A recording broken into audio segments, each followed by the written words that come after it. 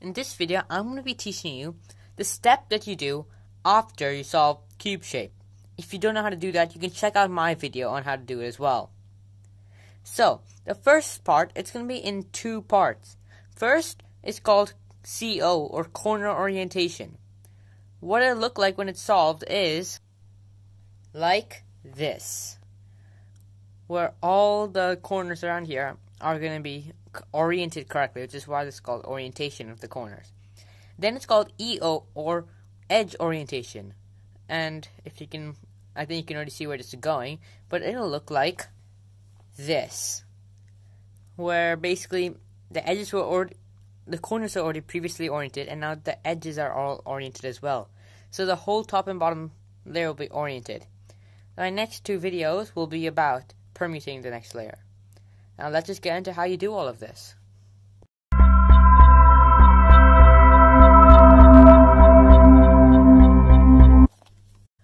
Okay, so once you make it a cube shape, like I said before, you first need to solve the corners. So you don't need to look at the edges yet, those small pieces. Now, for the corners, it's a lot of basically just intuitive stuff. You just need to find out how it works, because all you're basically doing is just kind of moving around the corners until they all go on one face. But one key thing you need to know is that if you slice up now, you'll misalign them and make it into a kite again, which is not what you want. You want to make sure that it's steady and into a cube. So the tip is do this. Just misalign any of the layers, like the top layer or the bottom layer, just by one. And then when you slash, it'll stay a cube shape. So that's just something that you should be doing the whole way throughout the corner orientation, the CO. It's like for this case, I see this piece. I can again misalign. I can slice this up here so that these two are in a line, and these two are also in a line.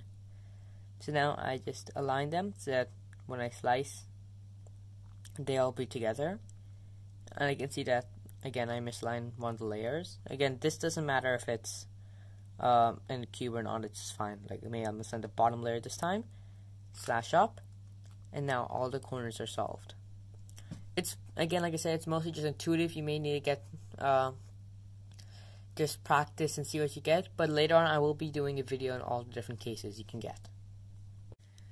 So now, once you solve all the corners, the next step is edge orientation, or EO. This is where you'll need to learn some algorithms. So check out this video to learn how to read the correct notation of Square-1. Or and if you know, you just can start right away. So the first algorithm I'll be teaching you, and I'll be teaching you two of them. That they won't be able to solve every single case, but you can keep doing them multiple times to solve cases. The first one is just when there's one piece on top, one piece on the bottom. You make sure the piece on top is on the right, and you do this algorithm.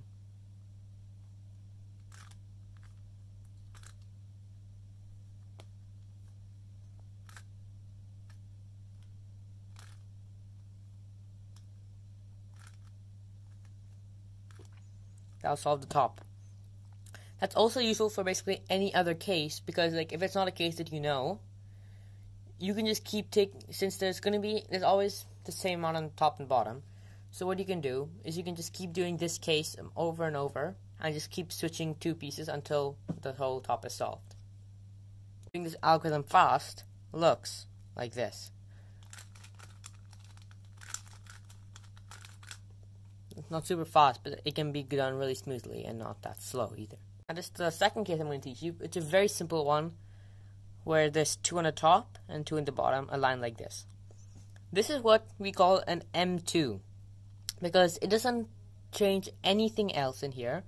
All it does is switch these two.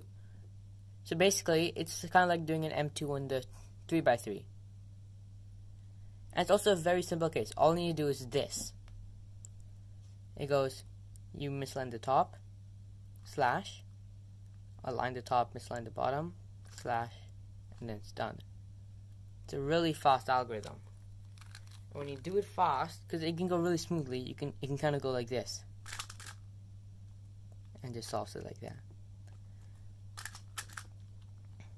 it can be done really smoothly and really fast.